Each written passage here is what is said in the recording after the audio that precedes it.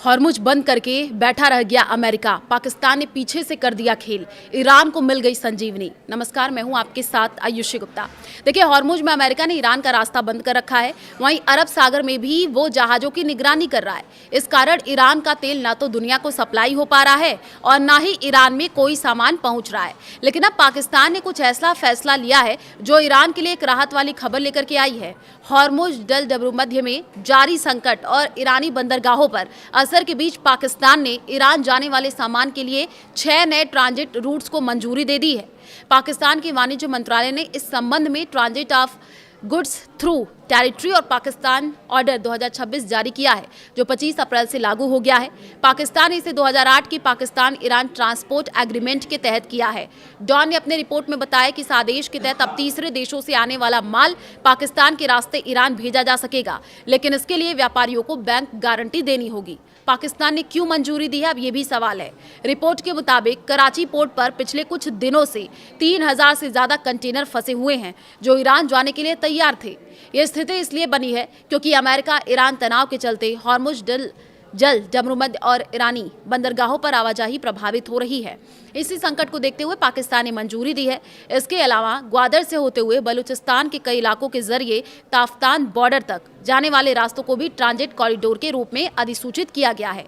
पाकिस्तान ने क्या किया? सरकार ने 6 नए जमीन के रास्ते लैंड रूट्स खोल दिए हैं।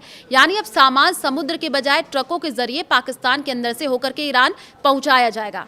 मान लीजिए, चीन से एक कंपनी ने ईरान के लिए 100 कंटेनर सामान भेजा। पहले ये कंटेनर सीधे समुद्र के रास्ते ईरान जाते, लेकिन क्योंकि अभी समुद्री रास्ता प्रभावित है तो कंटेनर कराची पोर्ट पर अटक गए। अब पाकिस्तान उन कंटेनरों को ट्रक में लोड करके कराची से बलूचिस्तान के रास्ते ताफ्तान बॉर्डर के जरिए ईरान भेजेगा। इसके साथ ही क्रॉस स्टफिंग की अनुमति भी दी गई है, यानी जरूरत पड़ने पर माल को एक कंटेनर से दूसरे कंटेनर या अन्य माध्यम से ट्रांसफर किया जा सकेगा। सरकार ने साफ किया है कि इन रूट्स के जरिए माल की आवाजाही कस्टम एक्ट 1969 और फेडरल बोर्ड ऑफ रेवेन्यू के नियमों के तहत ही होगी। यानी हर ट्रांजिट पर कड़ी निगरानी रखी जाएगी। यानी ऐसा ना हो कोई हथियार इस रास्ते से ईरान पहुंचा दिया जाए।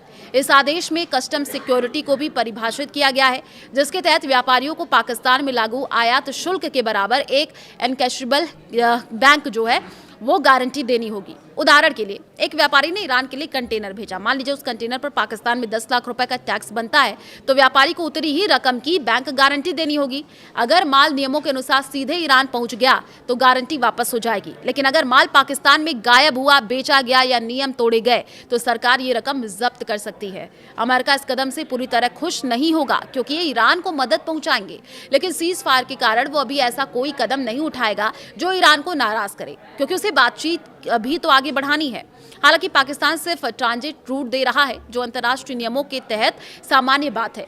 पाकिस्तान ईरान को सामान बेच नहीं रहा, सिर्फ रास्ता दे रहा है। न ही ईरान का सामान इस रास्ते से बिकेगा, इसलिए अमेरिका तुरंत खुल करके विरोध करने से बच सकता है। अमेरिका ने हॉर्मुज को बंद करके रखा है ताकि ईरान का तेल न बिक सके। पाकिस्तान इस रास्ते से ईरान का तेल नहीं बेचेगा, जो अमेरिका के लिए अच्छी खबर है।